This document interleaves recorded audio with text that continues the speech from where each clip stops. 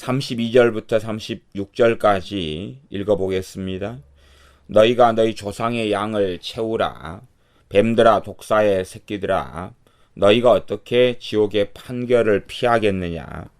그러므로 내가 너희에게 선지자들과 지혜 있는 자들과 서기관들을 보내매 너희가 그 중에서 더러는 죽이고 십자가에 못 박고 그 중에 더러는 너희 회당에서 채찍질하고 이 동네에서 저 동네로 구박하리라. 그러므로 의인 아벨의 피로부터 성전과 제단 사이에서 너희가 죽인 바가랴의 아들 사가랴의 피까지 땅 위에서 흘린 의로운 피가 다 너희에게로 돌아가리라. 내가 진실로 너희에게 이르노니 이것이 다 이 세대에게 돌아가리라. 이렇게 주님께서는 이 유대인들, 이스라엘 사람들에 대하여서 심판하시며 판결하고 계십니다. 주님께서 이들을 판결하지 않고 요즘에 이 기도나 중보기도로 모든 것이 다 가능하다. 이러한 기도 만능주의, 중보기도 만능주의, 절대적인 기도만 하면 된다. 기도에 대한 맹신, 이런 것에 따르면 주님께서 이 이스라엘 사람들, 유대인들에게 이렇게 말씀하실 이유가 없습니다. 너희가 너희 조상의 양을 채우라. 그렇게 말씀하실 필요가 없습니다. 왜냐하면 소위 말하면 기도하는 하이드 같은 사람은 저 사람들의 기도를 통하여 죄의 짐을 짊어지고 나아가서 성소에 우리 주 예수님과 함께 들어가는 특권을 얻었다 그러니까 죄의 짐을 주님도 짊어지고 하이드 같은 사람도 짊어지고 그렇게 들어가니까 너희가 조상의 양을 채우라. 아니, 죄의 양을 채우라 하는 거지요. 선지자들 죽이고 그리고 의인들을 죽이는 이러한 피의 양을 채우라는 것인데 그럴 필요가 없죠. 주님께서 중보기도 해준다. 내가 너희를 위하여 유대인 너희를 위하여 기도해 주겠다. 그러하니 너희들의 이제 양이 줄어들 것이다. 그래서 나중에는 하나도 없어지게 해주겠다. 너희에게는 대부흥이 일어날 것이다. 내가 하늘나라에서 너희를 위하여 기도할 것이다. 그러니 놀라운 부흥이 일어날 것이다. 우리 주님께서는 지금도 보좌 우편에서 간구하시며 기도하고 계신다라고 성경은 말씀합니다. 그러나 그러기 때문에 대부흥이 일어날 것이다 라는 말씀을 하는 것이 아닙니다. 너희를 위해 중보기도 할 것이다. 그러니 어떻게 될 것이다. 그렇게 말씀하지 않습니다. 요즘에 고상한 사람들은 그렇게 하는 거죠. 누구를 위해서나 기도한다. 대부흥이 일어날 것이다. 북한을 위해서 대부흥이 일어나기를, 김정은에게 마귀가 떠나가기를 마음대로 기도를 사용하고 마음대로 중보기도를 사용해서 아무거나 다 하면 된다. 거기에서 정신이 나가서 빠져서 살아가는 시대가 지금의 시대입니다. 그러나 주님께서는 주님의 사도들이 말씀 가운데 서고 삶 속에서 성령 충만하여 주님과 동행하면서 주의 증인으로, 주님의 증인으로 살기를 원하셨고 그때에 복음이 전파되고 회개가 일어나고 때로는 사도들을 죽이기도 하고 죽임 당하기도 하고 그런 일이 벌어진다라고 말씀했습니다. 주님과 함께 동행하는가가 중요하지. 성령이 인도하심 받아서 사는가가 중요하지. 어느 지역, 어느 땅, 어느 나라를 위해서 중보기도를 했더니 또한 자신의 누구를 위해 중보기도 했더니 놀랍고 대단한 일이 벌어지고 터져버렸다. 그런 것을 성경이 말씀하는 게 아닙니다. 그렇기 때문에 우리 주님께서도 이 땅 위에서 흘린 의로운 피가 다 너희에게로 돌아가리라.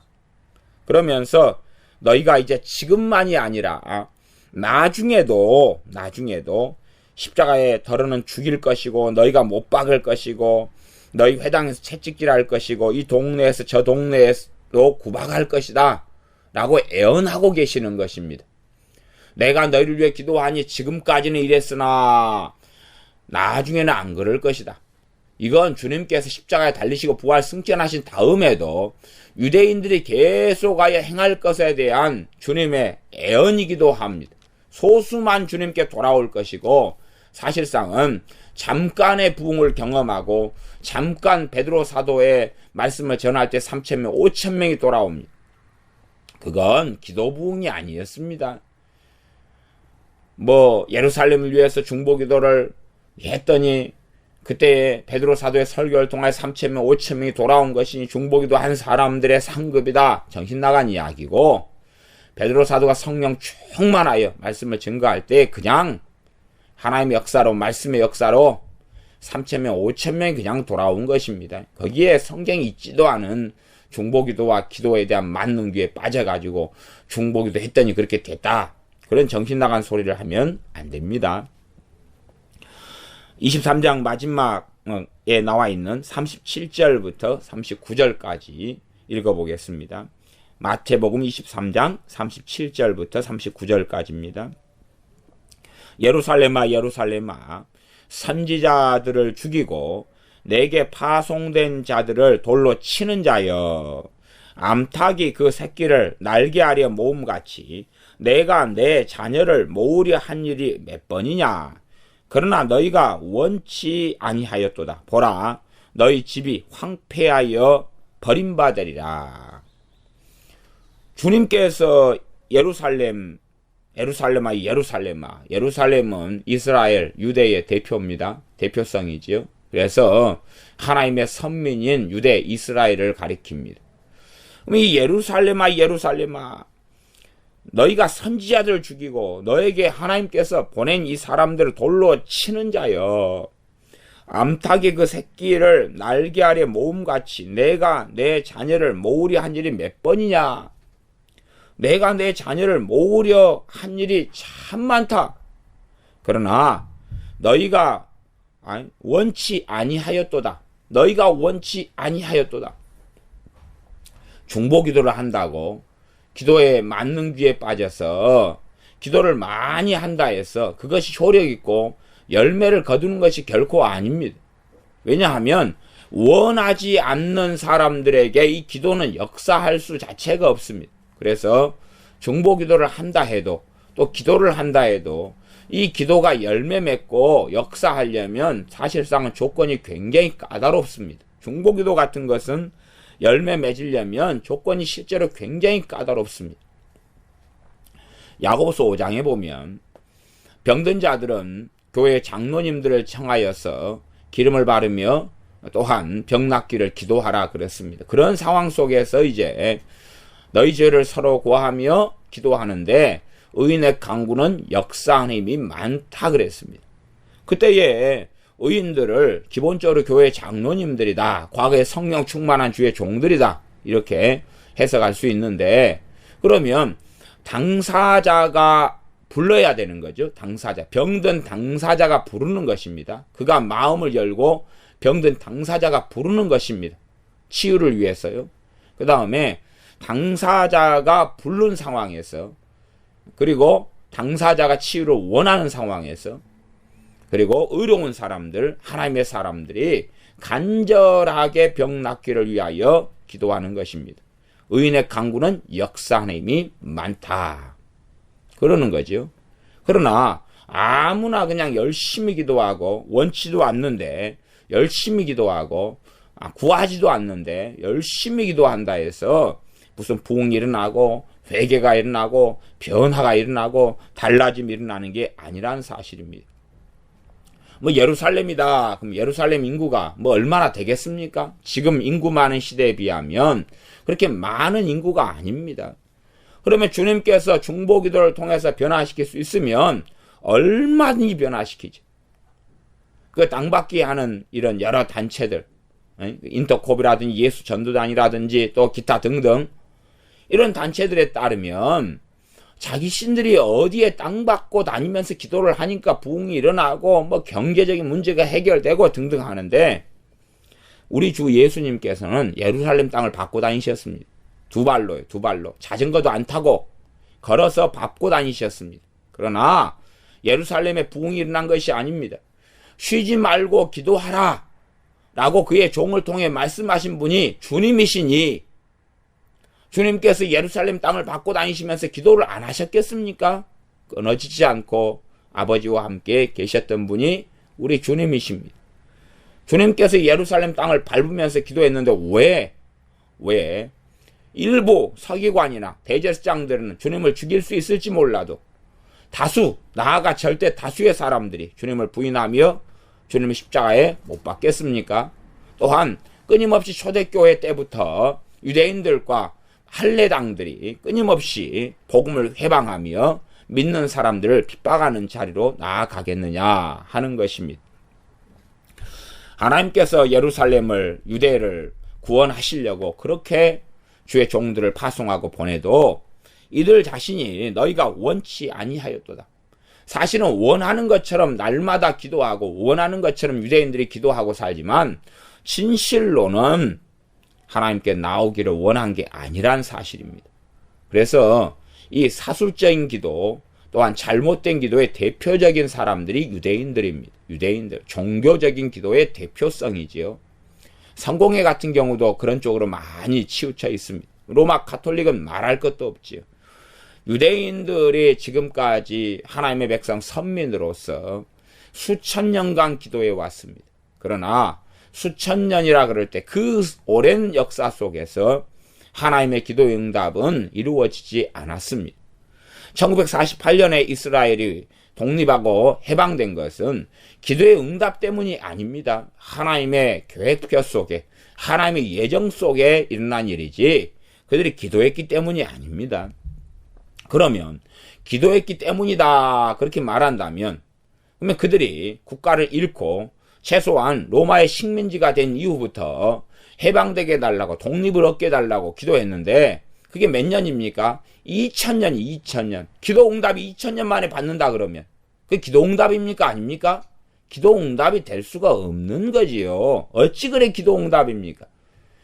지금 우리 입장에서는 과거를 다 그냥 한꺼번에 모아가지고 합리화시켜서 기도 응답이니 뭐니 말장난해도 기도 응답은 당시대의 사람이 당대에 살면서 그것도 자신의 인생 속에서 경험하고 보는 것을 기본으로 하는 것이지 일어나지도 않을 5000년 전, 500년 뒤의 일을, 1000년 뒤의 일을 뭐 기도해놨더니 내가 죽은 다음에 응답될 거야. 그리고 그 상급은 내게 갚아주실 거야.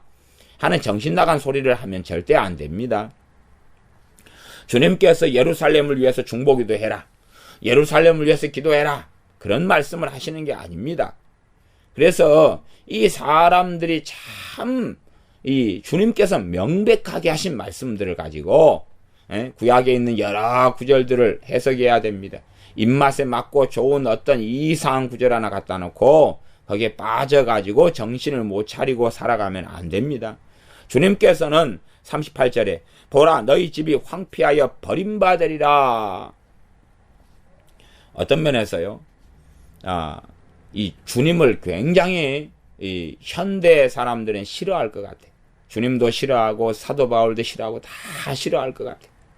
요즘에는 이 예루살렘 극단 사상에 빠져 있습니다. 예루살렘 극단주의에 빠져 있어요. 예루살렘은 하나님 눈동자고 예루살렘이 평안하기를 위해 기도하고 그러면 막 복이 임하고 유대를 위해 기도하면 복이 임하고 그런 광증에 빠져가지고 있는 시대입니다.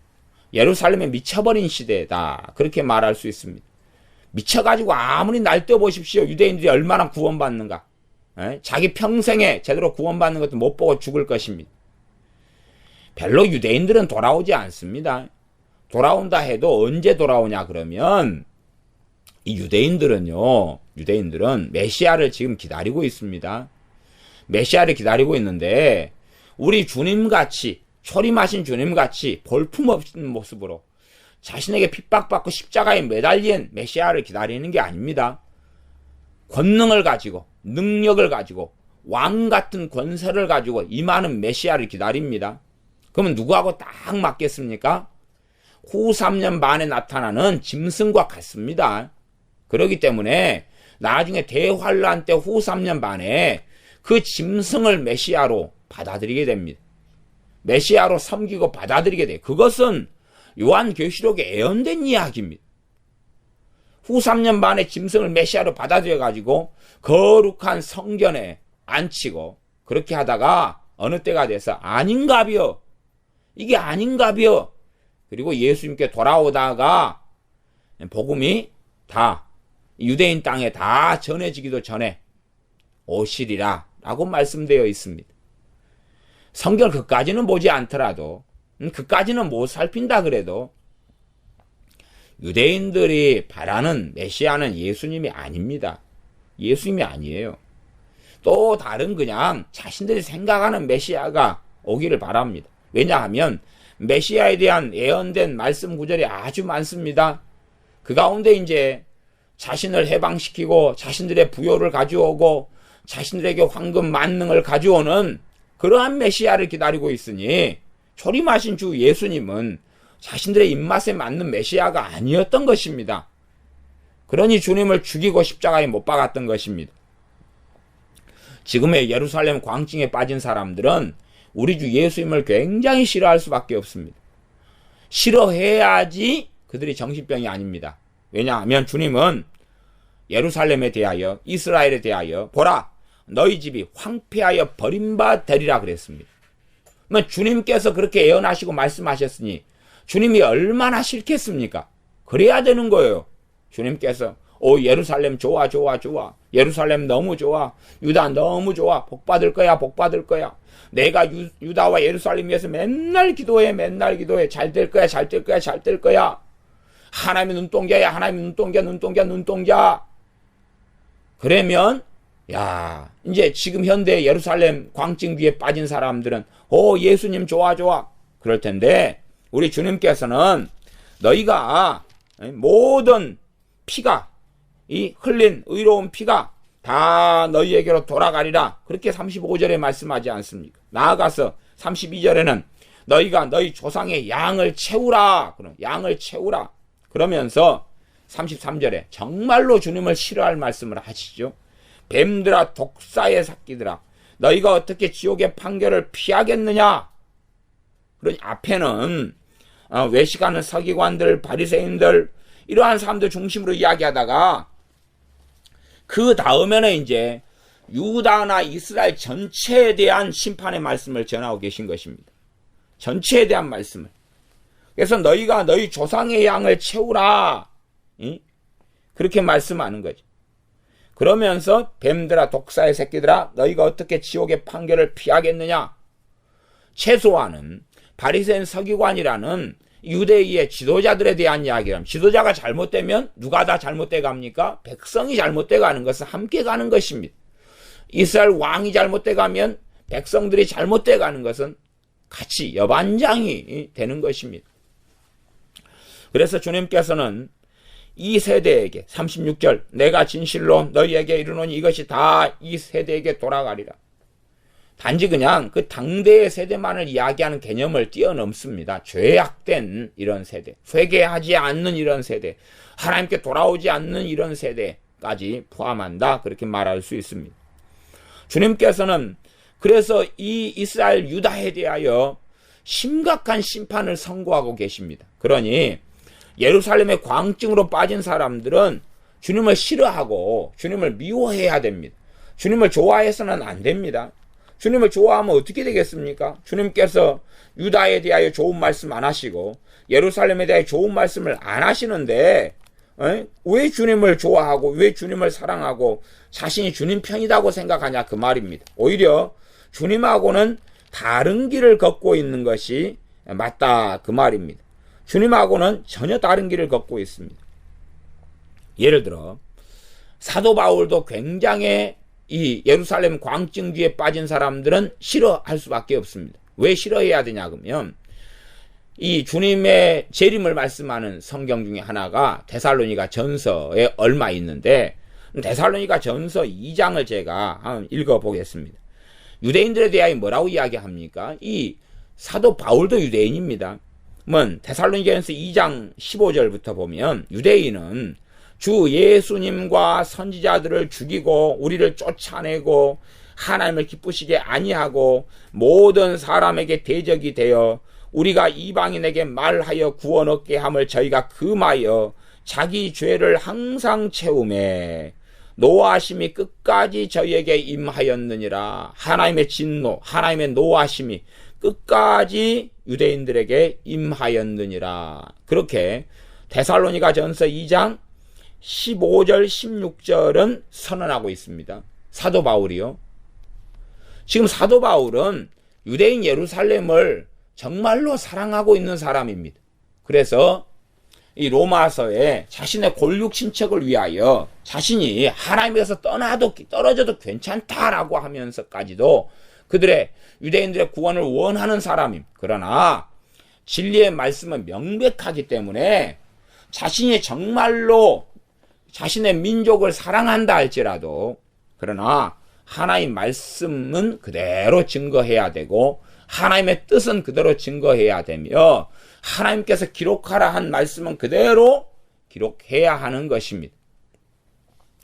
그러니 참 실제로 주님의 말씀을 제대로 알고 나면 주님을 반대할 사람들이 너무나 많습니다. 왜냐하면 중보기도 광증에 빠진 사람들은 주님을 싫어해야 돼요. 왜? 주님께서는 자신들의 선생과 자신들의 교사가 가르치는 걸로 자기들에게 가르치질 않아요.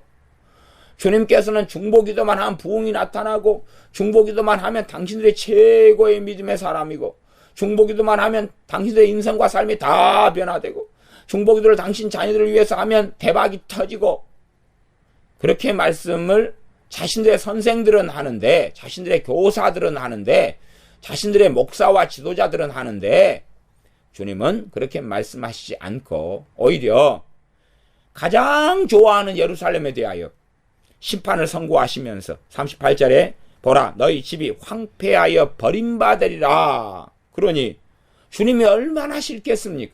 주님하고는 뜻이 틀린 거예요. 주님하고는 생각이 틀린 거예요. 구약에 있는 몇 구절 갖다 놓고 예루살렘의 평안하기를 구하라. 그것은 그 예루살렘은 하나님의 진짜 백성을 이야기하는 것입니다. 진짜 백성. 그래서 골로새서에는 예수님의 피로 막힌 담을 허셔서 유대인과 이스라엘에 대한 차별을 없애버리셨고 하나 되게 하셨다 그랬습니다. 그러니 이제는 유대인이든 이방이든 간에 할 것 없이 하나님의 참된 백성은 그냥 함께 이스라엘일 뿐입니다. 차별을 없앴어요. 하나님의 참된 백성을 이스라엘이라 그러는 것입니다. 교회 이스라엘 대체시나 그런 이야기 아닙니다. 성경을 뭘로 보고 뭘로 알간데 대체된 것은 전혀 없어요. 과거에 룻이라 할지라도 하나님을 참으로 섬겼기 때문에 룻은 이방인이 아니라 참된 이스라엘이었습니다. 그건 뻔한 일이었어요. 이방인이든 이스라엘 사람이든. 그러나 구약에서는 이제 할례를 받아야 했고 하나님 백성 편입돼야 했는 차이점이 있으나 지금은 그렇게 되지 않았어요. 그래서 구약 성경에 있는 예루살렘을 위하여 구하는 것, 그 예루살렘은 육적인 예루살렘을 이야기하는 게 아니에요. 참된 하나님의 백성들을 위한 기도를 이야기하는 것이니 차이점이 하나도 없는 것입니다. 그래서 주님께서는 이 이스라엘에 대하여 예루살렘에 대하여 황폐하여 버림받으리라 말씀하면서 오히려 어디까지 말씀하시냐 그러면요 39절까지 말씀하시는데 내가 너희에게 이르노니 이제부터 너희는 찬송하리로다 주의 이름으로 오시는 이여 할 때까지 나를 보지 못하리라. 이게 정말로 무서운 선고를 하십니다. 주님을 보지 못한다는 것입니다. 주님을 보지 못한다. 주의 이름으로 오시는 이여 할 때는 재림 때까지 주님을 보지 못한다 그러는 것입니다. 누가요? 예루살렘이요. 이 예루살렘이요. 주님께서는 끔찍한 선고를 하고 계셨고 주님은 거짓말쟁이가 되시면 안 됩니다. 안 돼요. 주님은 거짓말쟁이가 되실 수가 없습니다. 물론 이제 이 39절의 해석이 좀 어렵고 난해해서 자세히 설명하고 들어가려면 약간 어려운 부분이 존재합니다. 근데 그까지는 이제 나아가지 않습니다.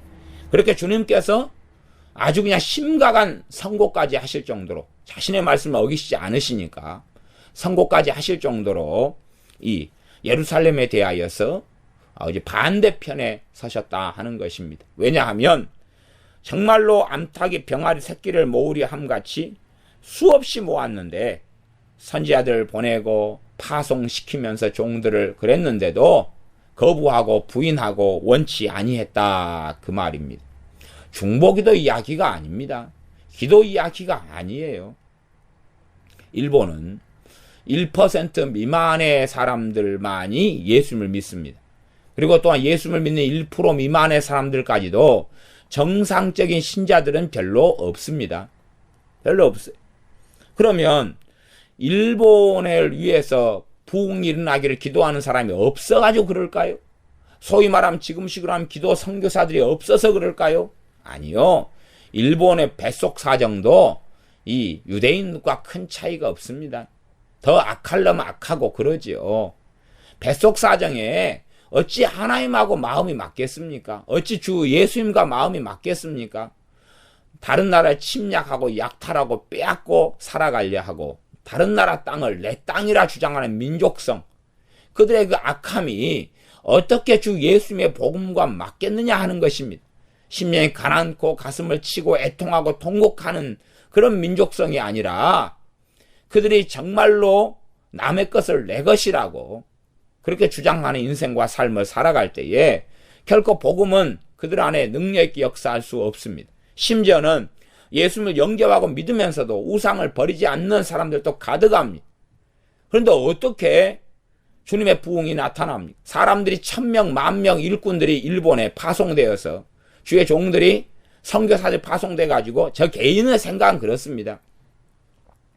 한 10만 명이 파송된다 그래도 일본의 변화는 없다. 저는 그렇게 극단적으로 말씀합니다. 100만 명이 일본에 파송돼도 조금 지나면 제자리 거립니다. 물론 일본에 부름받은 사람은 그렇게 살다 가십시오.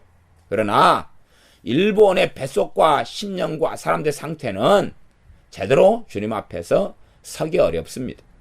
역사 이래로 이스라엘도 항상 주님께 돌아온 사람들이 그렇다기처럼 소수는 있어 왔습니다. 소수는 뜨거웠고 소수는 간절했던 것처럼 일본에서 믿는 어떤 사람들은 간절하고 뜨겁고 뜨겁습니다. 누구처럼요? 사도 바울처럼요. 사도 바울이 유대인이었던 것처럼요. 뜨겁고 뜨겁습니다. 그러나 절대 다수는 원하지 않는다는 사실. 이건 기도로 해결될 수 있는 부분이 아닙니다. 심지어 내 자녀가, 내 남편, 아내, 내 가족이 주님께 나오기를 원치 않으면 그것은 그를 위한 기도나 중보기도로 해결할 수 있는 부분이 아닙니다. 아니에요. 그래서 내 가족을 위해서 기도하려 할 때도 성령 하나님께서 인도하시지 않는 경우는 다반사입니다. 그가 정말로 원해야 하는 것이지 원하지 않는데 그를 위해 기도하고 그를 기도를 통해서 변화시켜버리고 기도를 질질 끌고 가고 그러면 상대방이 좋아하겠습니까? 생각해 보십시오. 우리가 내 기준에서 인생을 사는 게 있어요. 그 다음에 이제 모세의 기준에서 인생을 사는 게 있어요. 그러면 내 기준보다 모세 선지자의 기준은 월등하겠죠. 그리고 내가 살아가는 모습하고 모세 선지자가 살아가는 모습은 달랐겠죠. 당연히 우리가 모세 선지자처럼 하나님을 깊이 알고 하나님과 대면한 사는 사람이 아니었기 때문에 그렇죠. 그러면 이제 내가 내 자녀를 위해서 막 이렇게 해 주십시오 저렇게 해 주십시오 중보기도 한다고 쳐요. 그게 된다고 쳐요. 그러면 내 자녀하고 나하고 격차가 있지요. 격차가 있어요. 그러면 내 식으로 이제 중보기도를 통하여 자식을 질질 끌 수 있다면 그러면 이제 모세 선지자가 살아 계셔서 같은 시대에 살아가지고 나를 위해 중보기도를 해요. 누구 수준에 맞춰서요? 모세 선지자 수준에 맞추어서. 그러면 그 기도를 통해 나를 조종하고 바꿀 수 있다면 나는 질질질 끌려다녀야 되겠죠. 수준이 다르니까 행복할 것 같아요? 한번 생각해 보십시오. 전교 1등짜리가 자기 친구가 이게 뒤에 꼴등 쪽에서 놀아요. 그래서 전교 1등짜리가 자기 기준에서 꼴등짜리를 놓고 중보기도를 해요. 그럼 자기 전교 1등짜리는 하루에 잠자는 시간 몇 시간 없고 그리고 거의 공부의 시간을 쏟아부어요. 20시간 가까이. 그러니까 꼴등짜리 친구를 위해 기도해요. 꼴등짜리 친구가 공부하기도 싫어 죽겠는데 자기도 모르게 화장실 가고 밥 먹는 거 빼놓고는 항상 책상에 앉아서 공부를 하는 거예요. 손이, 발이, 눈이. 그러면 딱 미쳐버립니다. 중보기도가 사람을 바꾸고 사람을 지배하고 조종하는 게 아닌 줄을 왜 모르냐 그 말입니다.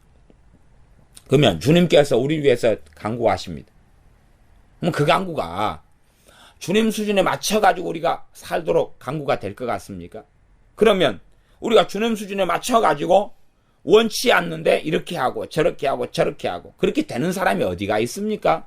주님의 중보기도를 그런 식으로 왜곡하고 곡해하는 어리석은 사람들이 있는데, 그래서 주님처럼 자기들도 멋대로 할 수 있다라고 생각하는데, 주님은 그런 식의 기도를 하신 적도 없고 하시지도 않습니다. 이제 마태복음 25장으로 건너뛰겠습니다. 마태복음 25장에는 이 양과 염소에 대한 이야기가 나오는데 최후 심판 때의 일입니다. 31절부터 보겠습니다.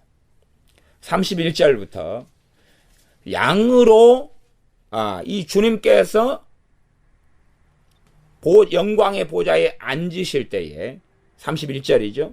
인자가 자기 영광으로 모든 천사와 함께 올 때에 주님이 재림하시고 자기 영광의 보좌에 앉으리니 그 다음에 모든 민족을 그 앞에 모으고 각각 분별하기를 목자가 양과 염소를 분별하는 것 같이 하여 양은 그 오른편에 염소는 왼편에 두리라 그랬습니다. 뻔한 이야기죠. 그러면 양과 염소의 차이가 뭐냐? 양과 염소의 차이가 뭐냐? 그러면 양과 염소는 35절 보면 35절부터지요. 36절이고 내가 줄일 때에 너희가 먹을 것을 주었고 목마를 때에 마시게 하였고 나그네 되었을 때에 영접하였고 벗었을 때에 옷을 입혔고 병들었을 때에 돌아보았고 옥에 갇혔을 때에 와서 보았느니라. 이게 양이에요. 염소는 그렇게 하지 않았다는 거예요. 그러면 지금의 중보기도에 빠져가지고 기도실에 들어가서 24시간 랄랄랄 롤롤롤롤 하고 살아가요. 그러면 그때 그들은 주님이 옥에 갇혔을 때 돌아보겠어요? 안 하겠어요? 돌아보는 것을 뭘로 한다는 거예요? 주둥이로 한다는 거예요. 주둥이로. 병 들었을 때에 돌아보는 것을 뭘로 한다는 거예요? 주둥이로 한다는 거예요. 입으로 치우기도 하겠다는 거예요. 입으로. 골방에 들어가고 기도실에 들어가서 줄일 때 먹을 것을 입으로 주겠다는 거예요. 입으로. 입으로. 뭐 어디 가족 오락관에서 입에다가 탁구공 물고 입에서 입으로 전달하는 것입니까? 입으로 먹을 것을 주겠다는, 기도로 자기들이 기도만 하면 먹을 것이 생기겠다는 이야기예요. 어디 조지 뮬러 목사님이 또 나타난 것입니까? 조지 뮬러 목사님은 고아들과 함께 살면서 그들의 먹을 것 입을 것을 위해 기도했고 받은 다음에 나누어 준 것이, 그래서 자신의 착각 속에 정신병 속에서 기도의 골방에서 먹을 것이 생겨라 샬라샬라샬라. 그들이 그러면 기도하면 이 지구상에 72억이 먹을 것이 생길 테니까 72억 먹을 거나 줘보라 그랬어요. 굶는 사람 없게. 다 먹을 걸 맨날 기도로 먹이고 입히고 하나님이 하실 일이 없어서 너무 좋겠네요. 주둥이로 모든 걸 해결하려는 광증 속에 빠져가지고 그렇게 사는 것입니다. 뭔가가 기도만 하면 될 줄로 알고 하나님의 뜻대로 구해야 들으심이라 그러는 것이, 하나님 말씀을 알아야지 하나님이 어디가 지금 어느 선에서 기도는 멈춰야 되고 어느 선에서 기도하고 어디에서 너가 순종하고 어디에서는 주님을 기쁘시게 하고 어디에서는 말씀대로 준행하고 어디에서는 너희가 소금으로 고르게 함처럼 바르게 말하고 어디에서는 겸손하고 어디에서는 심령이 가난케 되고 어디에서는 감사하고 어디에서는 찬양하고 어디에서는 기뻐하고 어디에서는 섬기고 어디에서는 봉사하고 어디에서는 성령의 은사를 받아서 수종 들고 하는 것들이 다른 건데 기도복음을 만들어내는 것입니다. 그래서 모든 성경을 다 기도로 됐다고 모든 걸 덮어 씌워버립니다. 기도복음의 시대. 기도복음의 시대. 그래서 젊은이들이 주님을 섬겨야 될 때 골방 속에 들어갑니다. 사도들은 안 그랬어요. 주님의 제자들은 안 그랬어요. 그런 사람이 없습니다. 다니엘 선지자 기도의 사람이지만 그는 총리로 일했던 사람이, 사무엘 선지자가 기도의 사람이었지만 그는 선지자로 일했고 그 다음에 전 이스라엘을 다스렸던 사람이, 다윗이 기도의 사람이었지만 그는 왕이었어요. 왕, 때론 장군이었고 전쟁을 수행했던 사람이, 모세가 기도의 사람이었지만 200만 명이 넘는 3대 지도자고 인도자고 그들과 함께 했던 사람이 다 성경의 모든 기도의 사람은 기도만 한 사람은 없어요. 기도만 24시 기도의 집처럼 거기만 들어가서 샬라샬라 그것만 한 사람이 성경에는 아무도 없어요. 아무도 없어요. 예레미야 선지자였어요. 그래서 얼마나 예레미야 선지자를 통해서 기록된 말씀이 방대한 양입니까? 얼마나 예레미야서나 예레미야 예가는 좀 짧아도 예레미야와 합치면 예레미야서와 합치면 얼마나 깁니까? 성경이 얼마나 두껍냐 그 말이. 그렇게 하나님 말씀을 증거하며 예레미야에 주신 사명은 파괴하고 파쇄하고 무너뜨리고 파멸시키고 그 다음에 심고 건설하라. 그게 예레미야의 사명이었어요. 그러지 너가 중보기도만 해가지고 눈물로 흘리고 울기만 울면 파괴되고 파멸되고 파쇄되고 그 다음에 건설하고 심게 될 것이다. 어디 눈물 흘리는 것. 하나님께서 자신을 통해서 파멸하고 파괴시키는 이스라엘을 보면서 민족을 사랑하기 때문에 우는 걸 갖다가 눈물의 기도를 막 했다. 그런 부분은 있어요. 그러나 그걸로 해서 하나님을 바꾼 게 아니라 오히려 예레미야의 기도는 이중적일 수밖에 없어요. 하나님의 심판을 선고하는 기도와 또한 하나님 긍휼을 베풀어 달라는 민족을 사랑하기 때문에 하는 기도, 이 두 가지지만 그러나 예레미야가 백성을 위하여 울고 눈물을 흘리면서 구원해 달라고 하는 기도는 응답되지 않았어요. 왜요?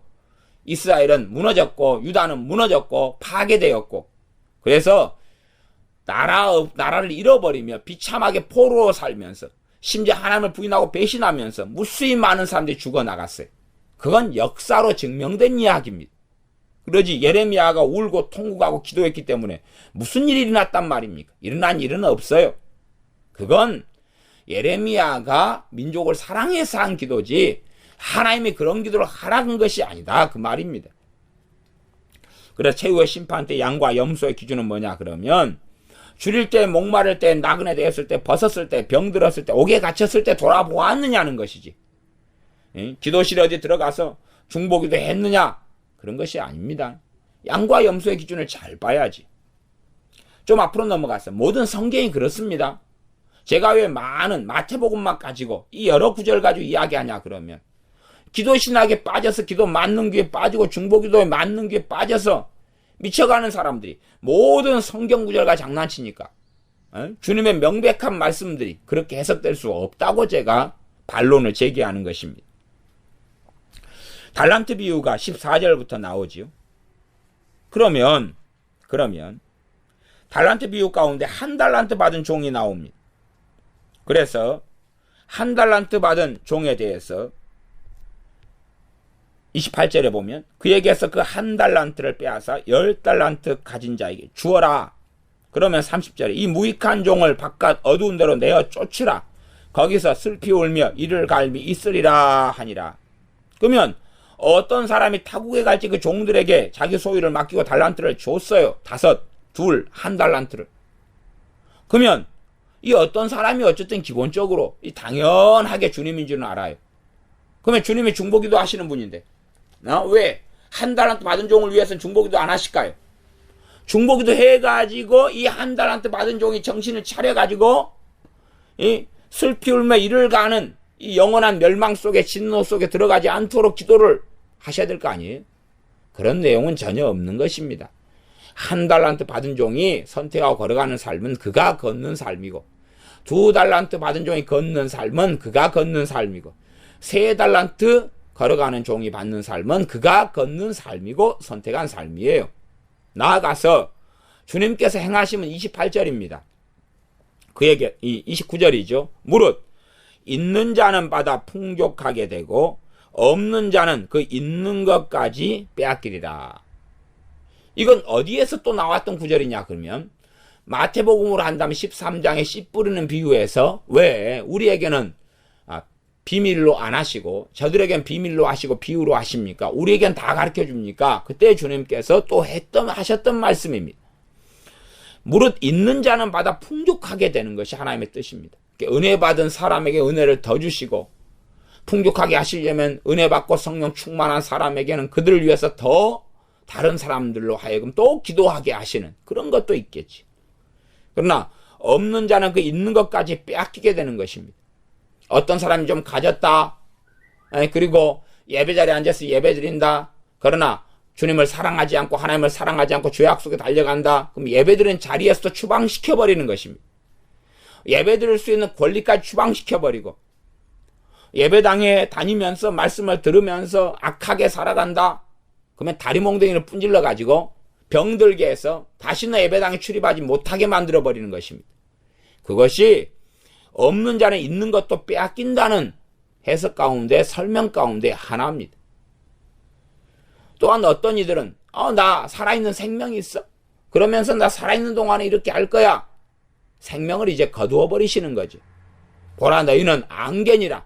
오늘 있다가 내일 없어지는 안개고 들의 풀이다 말씀하시는 것처럼 생명을 거두어 버리시는 것입니다. 26장으로 넘어가겠습니다. 26장 31절부터 35절까지는 주님께서 특별히 제자들이 이제 흩어진다 하는 예언이 31절에 나오고, 그 다음 34절에는 베드로 사도에 대하여 주님께서 내가 진실로 내게 이르노니 오늘 밤 닭 울기 전에 너가 3번 나를 부인하리라. 3번 나를 부인하리라. 닭 울기 전에.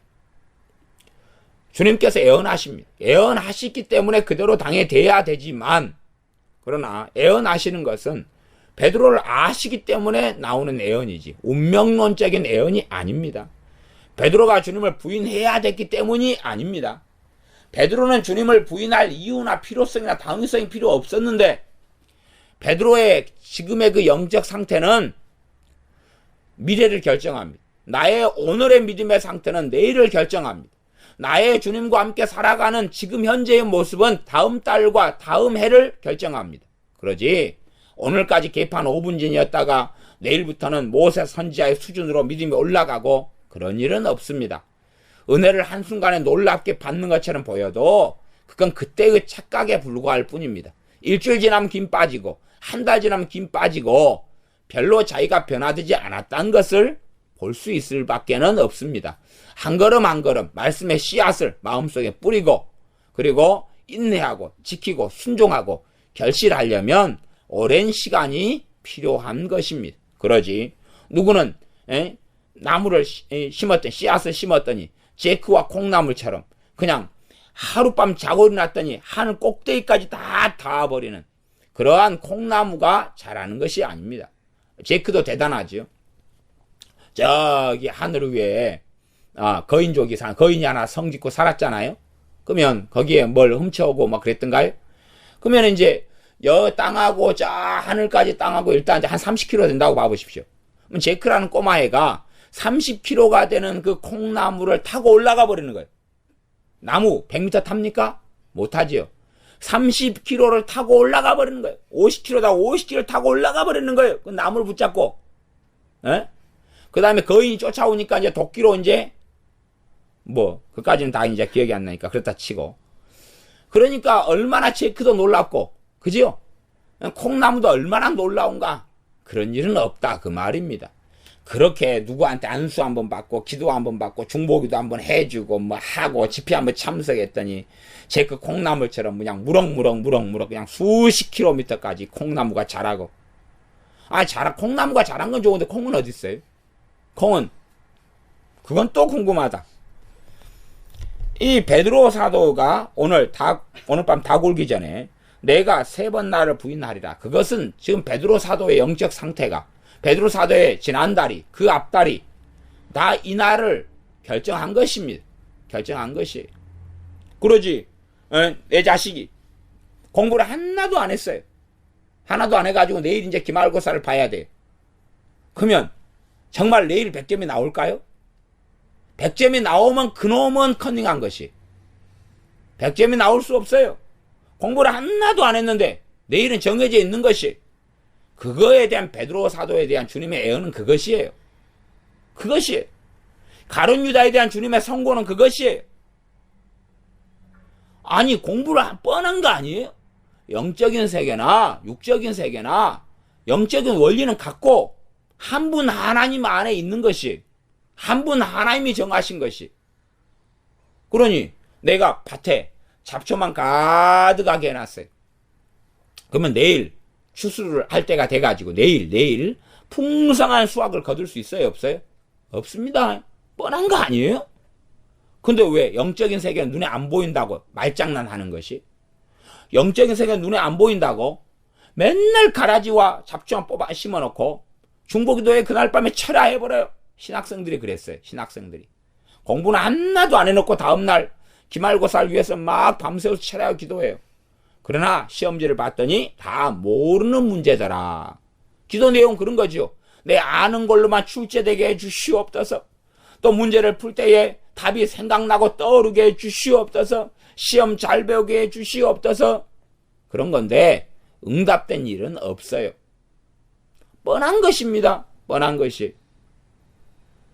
내가 농사를 하나도 안 지어놓고 내 땅 내 밭에 가면 뭐가 있단 말입니까? 내 밭에 자갈로 가득하게 해놓고 중보기도를 합니다. 내 밭에 자갈을 없애주세요. 그리고 내 밭에 갔더니 자갈이 없어집니까? 어디 뭐 난장이 나타나가지고 뭐 돌치워요. 우렁이각시 나타나가지고 밥 해줘요? 아주 그냥 동화책 속에서 사는 것입니다. 베드로 사도의 주님과의 관계 속에서 기도 생활과 그의 깨어있음에 있어서 그렇지 않아요. 그러니까 이 수제자였던 제자들이 또 주님의 제자들 사도들이 이 얼마 전의 사건에서도 누가 높으냐 그리고 쌈박질해. 주님의 우편 좌편에 앉게 해주소서 그 수준이에요. 그건 주님의 중보기도와 가르침으로 지키고 해결할 수 없는 것입니다. 주님이 책망하셨어도 책망을 받아요 안 받아요 제자들이? 안 받는데 그걸 무슨 기도로 해결한다는 이야기입니까? 기도 맞는 귀에 빠져가지고 중보기도만 하면 다 된다는 정신병에 빠져가지고 살아가는 사람들에게는 주님은 하실 수 없는 걸 자기는 하겠지요. 왜? 주님보다 위대한 메시아가 자기들이니까 하는 거죠. 또 다른 성경을 쓰는 것입니다. 또 다른 성경. 입맛에 맞는 기도에 대한 구절을 몇 개 뽑아내고 나머지는 성경을 전부 다 기도를 덧붙이래가지고 기도로 덧칠해가지고 그렇게 또 다른 성경을 만들어가지고 믿고 살아가는 사람들. 예루살렘에 빠진 사람들은 예루살렘으로 성경을 전부 다 도배해가지고 예루살렘 유대인 예루살렘 이스라엘 그리고 죽는 것이죠. 지옥에서 만날지 천국에서 만날지는 두고 봅시다. 주님께서 이제 이들에게 말씀하시는 것은 40절 41절입니다. 시험에 들지 않게 깨어있어 기도하라. 마음에는 원이로되 육신은 약하도다. 시험에 들지 않게 깨어있어 기도하라 그러는 것이. 왜냐하면 그러면 육신이 약해요. 마음에는 원인데 육신이 약해요. 그러면 이제 간단하지 않습니까? 주님이 안수좀하면 될 거 아니에요. 주님이 안수좀하고 치유사역 해주면 될 거 아니에요. 이 약한 것을 회복시키려면 왜 그러면 주님은 안 하시죠? 왜 그리고 깨어있어 기도하라고 말씀하시죠? 그건 치유가 나타날 수 없는 거니까 그러는 것이. 치유가 나타날 수 없는 것이니까 그러는 거예요. 그런데 없는 것을 주님이 월권해가지고 아버지의 뜻과 어긋나서 할 수 없는 거예요. 요즘에 치유사역자들은 또 자기들은 주님보다 사랑이 많고 자비로워서 주님이 안 하시는 것도 자기들은 다 하고 살아가요. 열매가 증명하겠죠. 그래서 이제 42절에 보면 42절에는 주님께서 이제 기도하시는 것이 나와 있죠. 그래서 이 잔이 내게서 지나갈 수 없거든 아버지의 원대로 되기를 원하나이다 하고 주님께서는 이제 계속하여 기도하십니다. 그래서 이때가 두 번째 주님의 기도가 되는 것입니다. 주님이 기도하실 때 제자들에 대하여 시험에 들지 않도록 제자들이 깨어 기도하게 하여 주시옵소서 아버지께 기도한 것이 아니에요. 그건 말씀한 거예요. 말씀한 거. 제자들에게 말씀한 거예요. 그 제자들이 듣고 순종해야 되는 거예요. 순종해야 되는 거. 순종을 주님의 기도로 대신해 줄 수 없는 것이다. 그 말입니다. 다음에 이제 27절입니다. 27장에는 27장 3절부터 10절까지는 가룟 유다가 나오죠. 가룟 유다가 이제 은 30을 던져버리고 그 다음에 목매어서 죽은 것이 나옵니다. 그러면 이 가룟 유다에 대하여 주님께서 말씀을 제대로 안 가르치셨고 가룟 유다를 중보기도를 안 해주셔가지고 그렇게 됐냐 그 말이에요. 가룟 유다는 칼빈이 예정을 이야기하는 칼빈 존 칼빈이 말하듯이 가룟 유다가 주님을 십자가에 못 박기로 예정된 사람은 아니다 그 말이에요. 그런 예정 그런 운명은 없어요. 그러니 가룟 유다가 그럴런지 아니면 베드로가 그럴 수도 있었고 아니면 70명의 제자 가운데 그럴 수도 있었고 또 다른 사람들이 주님을 팔 수도 있었다 그런 말이에요. 그런 것이지 가룟 유다가 정해진 게 아니라 그 말이에요. 근데 가룟 유다가 그런 길을 걸어갔어요. 주님께서 가룟 유다를 위해 중보기도를 했기 때문에 안 했기 때문에 맨날 기도에 빠진 사람들은 중보기도만 가지고 성경을 해석하려고 그래요. 그런 것이 아닙니다. 가룟 유다가 걸어간 길이에요. 가룟 유다는 그래서 평상시에도 이 연복교회 헌금 바구니죠. 헌금 꾀짝에서 계속 몰래 도둑질하고 살아왔어요. 사도로서 살면서도요. 그러니 자신이 그의 삶 스스로의 삶을 자신이 선택하고 그걸 걸어간 것입니다. 그건 중보기도로 가룟 유다를 바꾸거나 변화시킬 수 없는 거예요. 없는 걸 갖다 기도로 하는 것이 자기 멋대로 그냥 사람을 갖다가 조종하려고 하나님의 긍휼과 자비를 구하는 기도까지야 괜찮지만은 그러나 선을 넘어서면 절대 안 되는 것입니다. 이제 마지막 마태복음 28장 18절부터 20절까지 보겠습니다. 마태복음 28장 18절부터 20절입니다. 예수님께서 나와 일러 가라사대 하늘과 땅의 모든 권세를 내게 주셨으니 이제 모든 권세를 다 받았어요. 주님께서 모든 권세를 다 받았다 그 말은 주님이 알아서 다 하실 수 있다는 이야기예요. 그치요? 모든 걸 다 알아서 하실 수 있다 그 말이에요. 회사가 있다. 회사가 지금 나한테 딱 넘어왔다. 그러면 이걸 내가 다 알아서 할 수 있다는 이야기예요. 물론 법치국가니까 법 안에서 해야 되겠죠.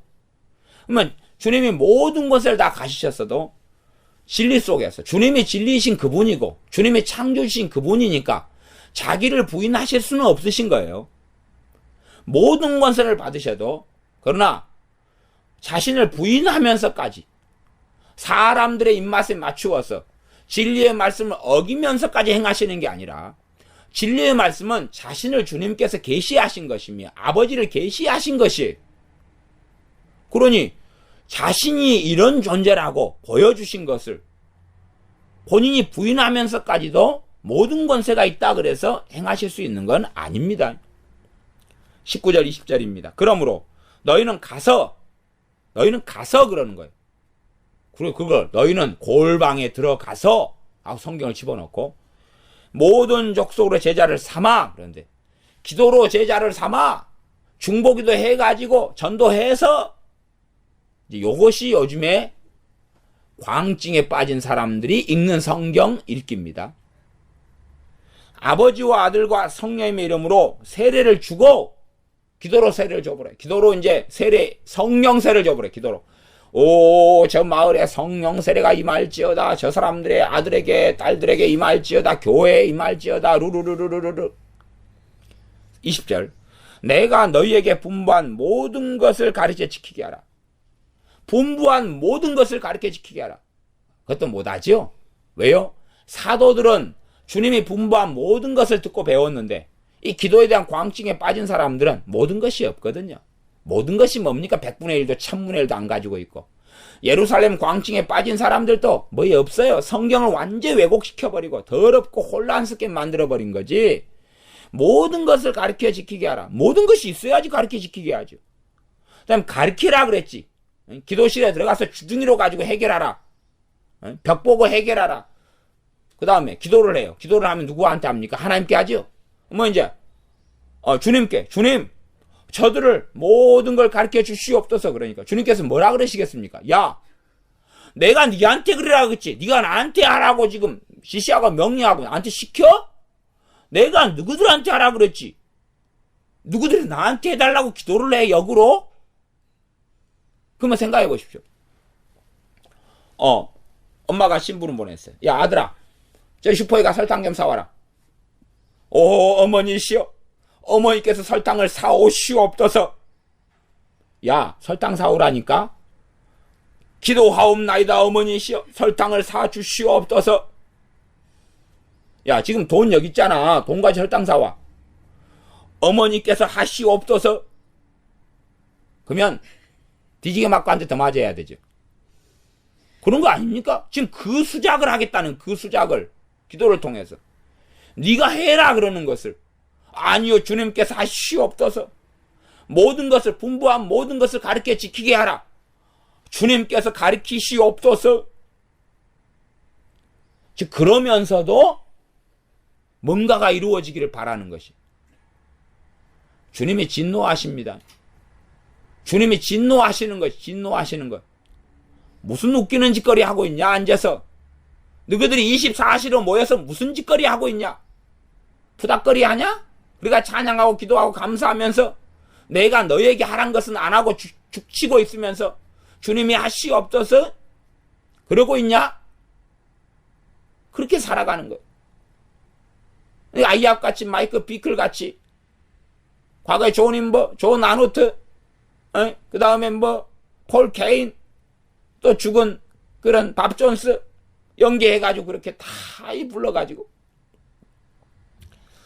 이렇게 정신 나가서 얼빠져서 하나님 말씀이 뭔지를 모르고, 그래서 하나님과 연인으로 산다. 친하게 살고 친하게 지내고, 친하게 사는데 하나님 말씀을 몰라요? 친하게 사는데 하나님 뜻을 몰라요? 친하게 사는데 누가 또 친하다고요? 하나님 인정도 안 하는데 혼자 알아서 혼자서 성경 공부 좀 하면 친하게 되는 거예요. 그까지는 알아서 할 것이고. 그래서 28장 20절에 내가 너희에게 분부한 모든 것을 가르쳐 지키게 하라. 그건 우리에게 주신 명령이에요. 사도들에게고 나아가서 이제 우리에게 주신 명령이에요. 기도해라 그런 게 아니에요. 기도해라 그런 게 아니에요. 대신 가르쳐 지키게 할 때는 내가 주님과 함께, 주님을 의지하여, 주님의 능력으로, 주님의 지혜 주심으로, 주님께 지혜를 구하여, 주님과 동행함으로, 성령 충만함으로, 성령 인도하심 속에서, 주님 안에서, 그리스도 안에서 그렇게 할 때에 주님이 기뻐하십니다. 열매가 있을 수도 있고 없을 수도 있는 거예요. 스데반 집사님이 복음을 성령 충만하여 증거하였으나 돌로 쳐 죽였던 것처럼, 사도들이 바르게 말씀을, 복음을 증거했어도 그들을 핍박했던 것처럼 그런 일은 얼마든지 있어요. 그러나 하나님이 기뻐하시는 거예요. 열매가 있어야지만이, 중보기도가 있으니 열매가 있고 중보기도 없으면 열매가 없다, 그게 아니에요. 주님과 함께 깨어 있어서 주님과 함께 한 걸음 한 걸음 살면서 주님께서 명령하신 것을 준행하느냐 하는 게 중요한 것이, 그러지 기도를 그냥 샤머니즘 주술적으로 했으니 어떻고 안 했으니 어떻고 그런 이야기가 아닙니다. 주님께서 명백하게 말씀하신 대로 내가 너희에게 분부한 모든 것을 가르쳐 지키게 하라. 그렇게 해야지만이 사람들이 변화되고, 그렇게 할 때 어떤 이들은 핍박하고 어떤 이들은 받아들이고, 내가 입을 다물고 있으면 그러면 누가 도대체 복음을 전하고 하나님 말씀을 가르칩니까? 단지 복음만이 아니라 내가 분부한 모든 것이, 모든 것이요. 예수님만 영접했다 해서 끝나는 게 아닙니다. 영접한 다음에 3년 안에 예수님 영접한 현대인들 가운데 4명 중에 3명 이상은 떠나버립니다. 심지어 5명 중에 3명 이상, 4명 이상은 떠나버리는 것이 현실입니다. 아무리 잘해도. 이제 안 떠나는 경우는 어떤 경우냐? 유감스럽게 복음을 거짓되게 만드는 것이, 거짓되게. 성경을 거짓되게 왜곡시키는 거예요. 기도에 대해서 하기만 하면 잘 된다고 뻥을 치는 거예요. 그래서 미혹을 막 집어넣고 잘못된 성경을 막 가리키면 그러면 사람들이 안 떠나는 것이. 그러나 바른 말씀을 전하면 예수님 영접하고 믿는 사람 가운데 그럼에도 주님을 정말로 원하고 구하는 사람은 거의 없어요. 거의 없기 때문에 실상은 예수님 영접은 했어요. 예수님 때문에 천국 가자, 돈도 벌자, 건강도 얻자. 그러지만 예수님께 관심 있는 사람은 소수예요. 정말로 그 은혜에 감사하며 찬양하는 사람은 소수입니다. 문둥병자 10명이 치료받자, 그리고 예수님께 왔어요. 그리고 그들이 예루살렘 성전에 가는 길에 다 치유됐어요. 누구만 돌아옵니까? 이방인 하나만 돌아와요. 이방인 하나만. 그렇다 그 말이에요. 치유었고 그 다음에 떠나는 것입니다. 예수님께 나와왔어요. 행복을 얻고 물질 만능을 얻고 그 다음에 구원도 받고 그랬다고 치고 평안도 조금 얻고 그 다음에 떠나는 것입니다. 그래서 이 요한복음 6장 67절에 보면 예수님께서 12제자에게 이르시되 너희도 가려느냐 그래요. 요한복음 6장에 너희도 가려느냐 그래요. 왜? 다른 사람들이 떠나갔거든요. 주님의 제자들이 주님의 말씀을 듣고 배우는 사람들이 떠나갔거든요. 절대 다수가. 그러니까 주님의 제자들에게 너희도 가려느냐 그래요. 주님의 사역을 잘못했어요? 뭐 제자들을 위해 중보기도 안 해가지고 너희도 가려느냐 그러니까 사도 베드로가 주여 생명의 말씀이 여기 있사오매 우리가 어디로 가리이까? 사람들이 떠나갔다니까요. 주님이 중보기도를 안 해가지고 떠나간 거 아니겠어요? 그런 게 아닙니다. 정말로 그들의 마음이 주님과 관련이 없었기 때문에 그렇습니다. 떠나갈 사람이 떠나가는 건 정상인 거예요, 본래가. 역사적으로 정상인 거예요. 그러지 그것을 중보기도를 통해서 사람 붙잡아 놓는다? 무슨 사수를 행하는 거겠죠.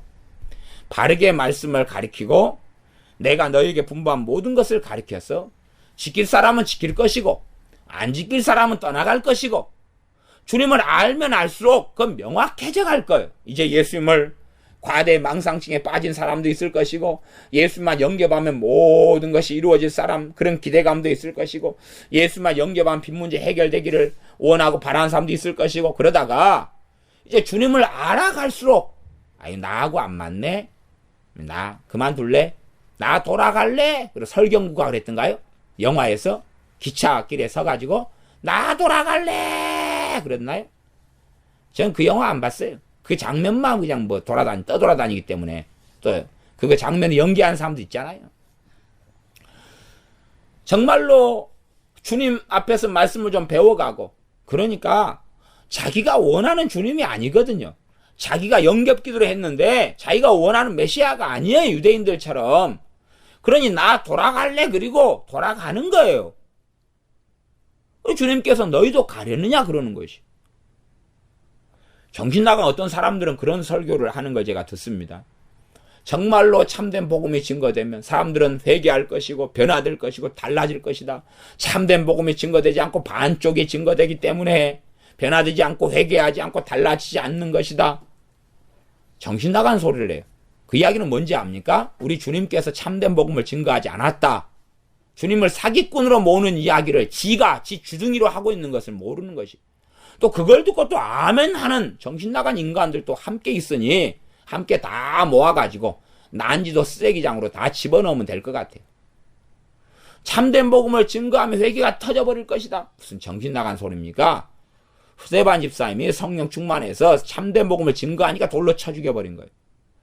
참된 복음을 증거하니까 사도 바울이 예수를 믿는다고 하는 유대인 수만 명까지라도 사도 바울이 오면 가만두지 않을 거야 라고 이빨을 갈고 있는 것이. 그럴 뿐이에요. 갖고 이빨 갈다 드라큘라 그때 나왔어요. 많이 나왔어요. 그때.